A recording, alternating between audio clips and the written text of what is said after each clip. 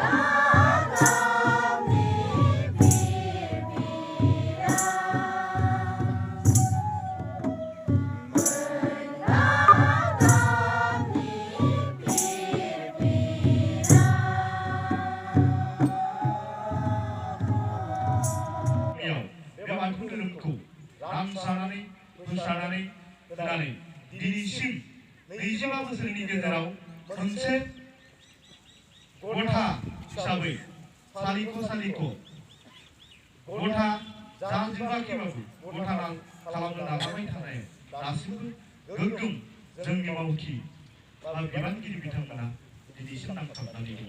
दा बेनिखायनो जोंहा 1990 मायथाइनिफ्राय दा 2020 मायथाइसिम 25 बोसोर जानाय लेखा जोङो जोंनि मोनसे थाखो खोन्दोआ जौसे जौखोन्दोआव 25% थांनाय लेखा जोंहा बे रुपाथि मायथाइ फोरबोखौ जोङो फालिनाय जाबाय आरो बिदिनो जोंहा 50 बोसोर जानाय लोगो लोगो खावसे जौसे जौखोन्दोनि खावसे बाहागोआ जेब्लानाखि जागोन अब्लाना जोंहा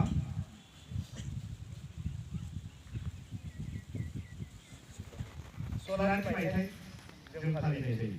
दा बेनिखायनो जोङो थिग बिदिनो जों बे मोनबा फंसदनजों दाजानाय हिसाबै जों बे मोनबा गाबखौ जोंनि सानथौगिरि मेलेमजिबि बिथांमोना बे गाबखौ लानानै दिनै बाथौनि गोथार फिरफिलाखौ सुजुनाय जादों। थिग बिदिनो बेयाव गोबां तत्व दङ। दिनै गोजानि तत्व, गुफुरनि तत्व, बेफोर गासिबो जोंहा फारि फारि सानथौगिरि बिथांमोना लिरनानै होलांखानाय दङ। दा बेनिखायनो साफ्रोमबो जोंनि बाथौसा लोगो बिथांमोनहा एसेबाबो मिथिखागौ, जायनि जाहोनाव बिजाबावनो बे मुगायाव रोखायै होनाय लेखा आं बेखौ एसेग्राब गोलाव फोलावनो सानासै। बेनिखायनो आङो समनि आंखाल हिसाबै समजों जों खारफानो बारा हायै मोननानै बे समनि आंखालाव दिनैनि बे गोथार फिरफिलानि फंनैसो बुंनायखौ